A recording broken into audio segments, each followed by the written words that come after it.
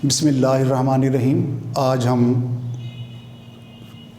Second year की physics का chapter 12 शुरू करेंगे।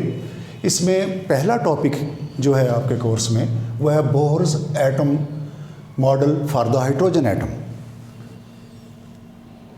बोहर से पहले जो एटम के बारे में काबिल ज़िक्र मॉडल पेश किया वो था जे थॉम्सन। जे थॉम्सन ने कहा कि एटम जो है वो एक फ्रूट केक की मानिंद है। जिस तरह फ्रूट केक में मैदा होता है और फिर बीच में फ्रूट डला हुआ होता है कहीं कहीं उसके, तो जे थॉम्सन ने कहा कि ये जो फ्रूट है ये यूँ समझ लें कि आप ये इलेक्ट्रॉन है, और बाकी जो मैदा और बाकी मटेरियल है उसने कहा कि ये जो है ये पॉजिटिव चार्ज है और ये दोनों रेस्ट पे हैं, और एटम की जो डेंसिटी है वो यूनिफॉर्म है। उसके कुछ ही अरसे बाद रदरफोर्ड ने एक और तजर्बा किया और उसकी बिना पे उसने एक नया मॉडल पेश किया। उसने कहा कि इसकी डेंसिटी यूनिफॉर्म नहीं है, बल्कि एटम के बीच में एक बड़ा सख्त हिस्सा है गुठली की मानिंद, और उसके चारों तरफ एक खाली जगह है जहाँ पे उसके ख्याल के मुताबिक इलेक्ट्रॉन घूम रहे हैं। तो रदरफोर्ड के मुताबिक बीच वाला हिस्सा पॉजिटिव चार्ज पे मुश्तमिल था और इलेक्ट्रॉन जो थे वो बीच वाले हिस्से के गिर्द, जिसको उसने न्यूक्लियस का नाम दिया, इलेक्ट्रॉन गर्दिश कर रहे थे, रिवॉल्व कर रहे थे। लेकिन उस पर सबसे बड़ा एतराज़ यह आया कि अगर इलेक्ट्रॉन में एक्सेलरेशन हो तो वो एनर्जी को लूज़ करते हैं, वो एनर्जी को एमिट करते हैं।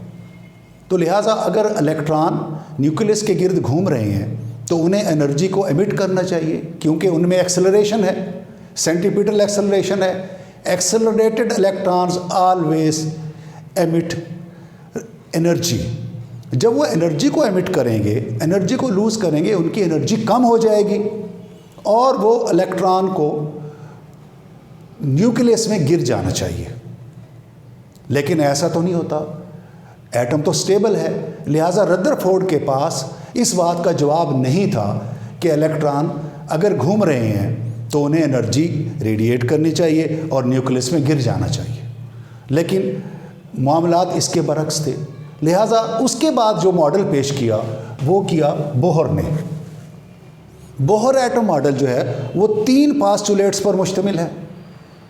पहला पास्टुलेट ये कहता है कि इलेक्ट्रॉन न्यूक्लियस के गिर्द एक मखसूस मदार में ऑर्बिट्स में घूम रहे हैं।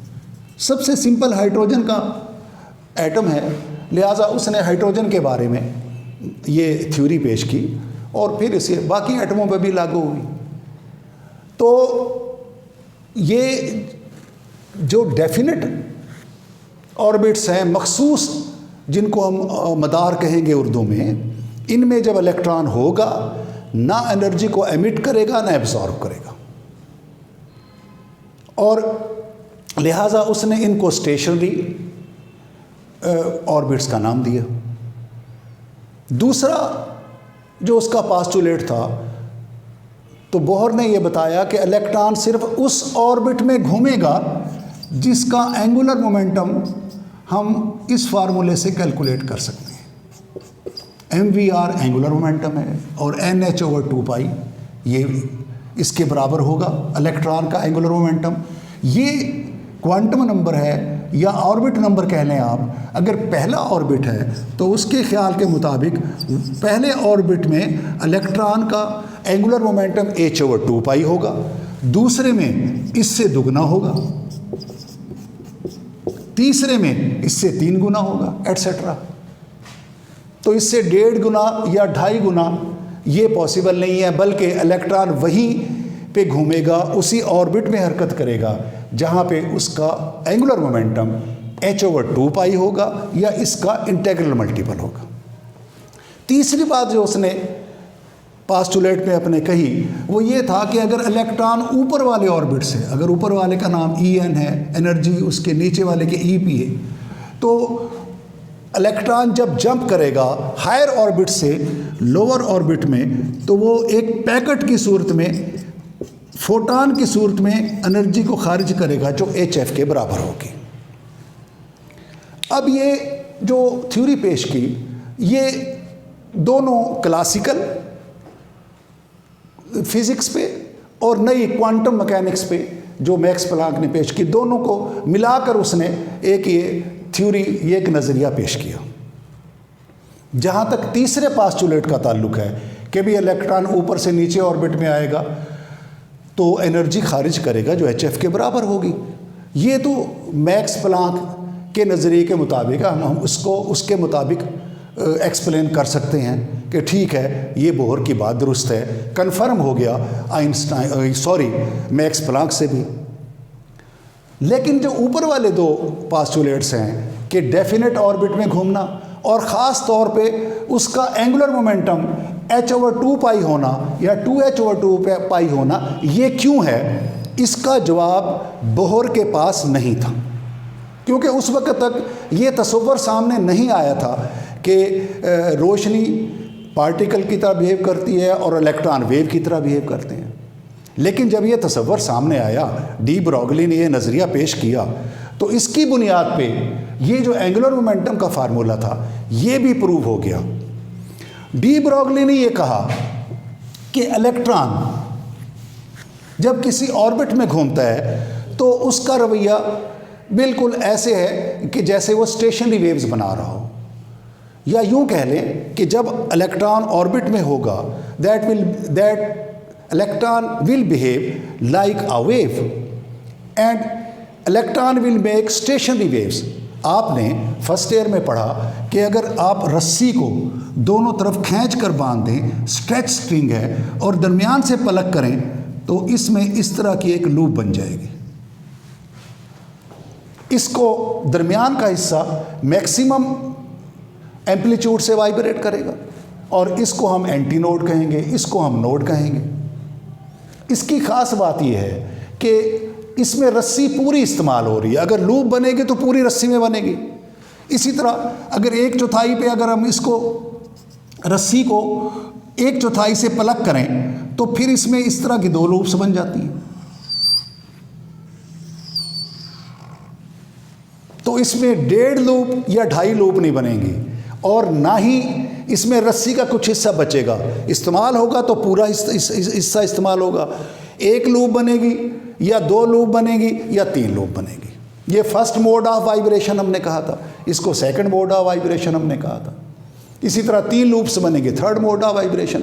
तो इसी तस्वर को डी ब्रॉगली ने इस्तेमाल किया और उसने कहा कि बात यह है कि जो ऑर्बिट्स हैं वो उसकी लंबाई या उसकी गोलाई पूरी की पूरी इस्तेमाल हो रही है स्टेशनरी वेव बनाने में। और पहली ऑर्बिट के अंदर 2 लूप्स बनेगी जहाँ से उसने किया आगाज़ इसका, और दूसरी ऑर्बिट के अंदर 4 लूप्स बनेंगे, और तीसरी लूप में जो मैंने यहाँ डायग्राम बनाई हुई है, ये ऑर्बिट नंबर 3, इसमें 1 2 3 4 5 6 लूप्स बन रही हैं, या और 2 लूप्स जो हैं वो 1 लैम्डा के बराबर है। लिहाजा ये जो लंबाई होगी इसकी वो 3 लैम्डा के बराबर होगी। तो लिहाजा डी ब्रॉगली ने, अब ये जो गोलाई है ये इसके सर्कमफेरेंस का फार्मूला आप जानते हैं कि कोई भी सर्कल हो उसका सर्कमफेरेंस या विद 2 पाई आर के बराबर होगा। तो 2 pi r is equal to 2 pi r is equal to n lambda.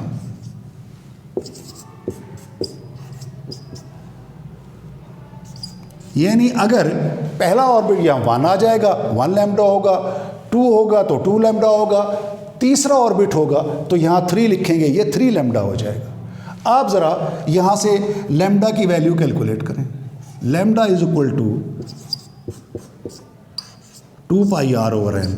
इसी तरीके से आप डी ब्रॉगली का फार्मूला लिखें, lambda is equal to h over m P.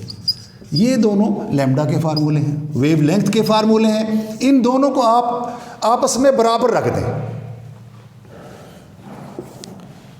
2 pi r over n is equal to H/mv। mv को इधर ले आए और 2π/n को दूसरी तरफ ले जाएं तो mvr, ये n ऊपर आ गया, NH/2π। तो अगर आप गौर करें, जो बोहर ने फार्मूला पेश किया था mvr NH/2π, जिसका उसके पास सबूत नहीं था, जिसका उसके पास कोई जवाब नहीं था, उसका जवाब दिया बाद में डी ब्रॉगली ने, और उसने प्रूव किया स्टेशनरी वेव्स की बुनियाद पे। और आप देखें कि ये बोहर का फार्मूला है और ये डी ब्रॉगली का फार्मूला है, बोथ आर सेम। लिहाजा इस तरीके से उसका जो दूसरा पास्टुलेट है बोहर का, वो भी प्रूव हो गया कि किसी भी ऑर्बिट में इलेक्ट्रॉन का एंगुलर मोमेंटम जो होगा ये H/2π होगा, या दुगना होगा, या 3 गुना, या 4 गुना।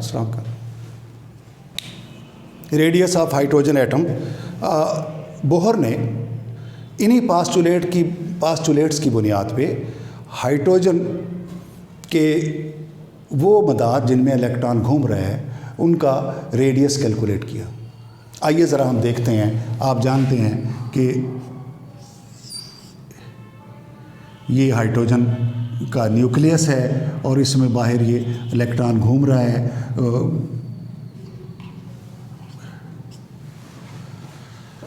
तो ये इलेक्ट्रॉन जो ऑर्बिट के अंदर हरकत में है, सर्कल में है, सर्कल में मोशन है, तो जब भी सर्कल में कोई चीज़ घूमेगी तो उसको सेंट्रीपिटल फोर्स की ज़रूरत होगी। सवाल ये है कि इलेक्ट्रॉन को सेंट्रीपिटल फोर्स कौन दे रहा है? तो ये force of attraction between electron and proton is providing centripetal force to the electron. अब ये फोर्स ऑफ अट्रैक्शन किससे कैलकुलेट करते हैं? हम कूलम्स लॉ से कैलकुलेट करते हैं। F = 1/4πε0 Q1 Q2 /r²।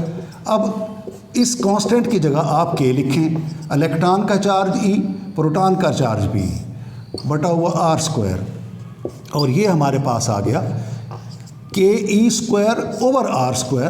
तो अगर डायरेक्ट हम कहीं पे ये इक्वेशन लिख रहे हैं तो दर हकीकत ये कॉलम लॉ ही है, बुक वाले ने डायरेक्ट ये लिखा हुआ है। तो ये जो फोर्स है Coulomb force, this force is providing centripetal force to the electron. लिहाजा हम इसको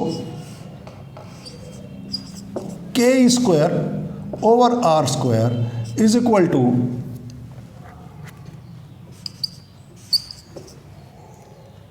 mv²/r,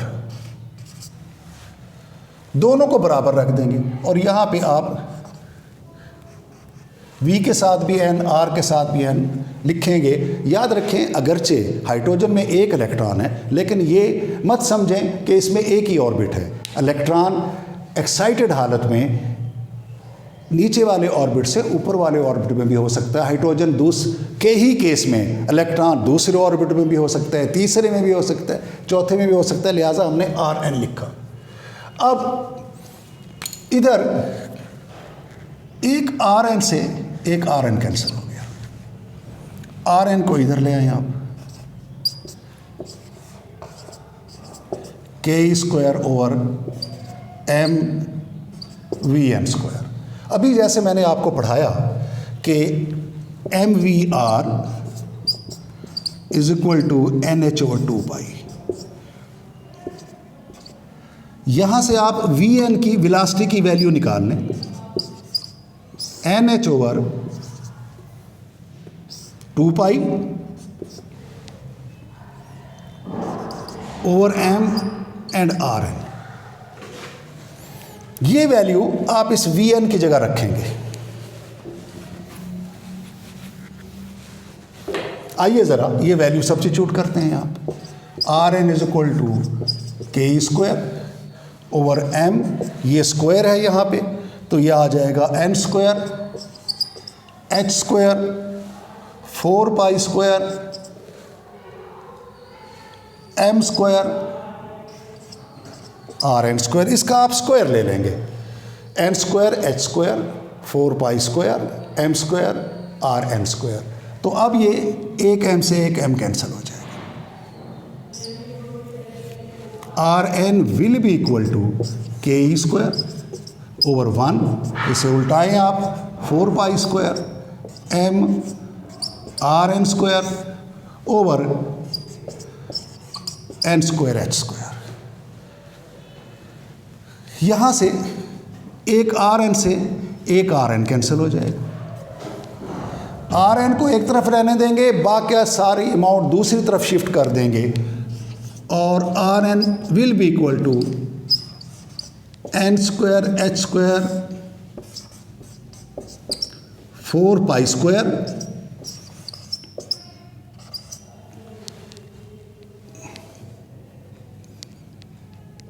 k स्क्वायर em। ये रुको ना ज़रा, Rn हमारे पास n square h square 4 pi square k e square m आ जाएगा। और इसमें अगर आप देखें सिवाय n स्क्वायर के हमें तमाम कांस्टेंट्स की वैल्यूज़ का पता है, h का पता है, बार बार हम लिख रहे हैं, पाई का पता है, k 9 × 10 बार 9 चैप्टर 12, ये इलेक्ट्रॉन का चार्ज है, ये इलेक्ट्रॉन का मैस है। इन सब की वैल्यू जब आप रखेंगे तो हमारे पास n स्क्वायर के अलावा जो जवाब आएगा 0.053 नैनोमीटर। तो ये अगर पहला ऑर्बिट है तो n की जगह 1 आ जाएगा, तो R1 will be equal to 0.053 nanometer. और दूसरा जो होगा वो यहाँ पे 2⁴ इसको 4 से मल्टीप्लाई कर देंगे। लिहाजा हम कह सकते हैं कि Rn is equal to n square R1 और R इसकी बुनियाद पे पहला R1 होगा, दूसरा 4R1 होगा, तीसरा 3R1 होगा एटसेट्रा। तो इस तरीके से ये बोहर ने हाइड्रोजन का रेडियस कैलकुलेट किया और ये थ्योरेटिकली कैलकुलेट किया। जब एक्सपेरिमेंट किया तो बिल्कुल ये जवाब दुरुस्त था। बोहर ने जो थ्योरी पेश की थी वो एक्सपेरिमेंट के ऐन मुताबिक थी।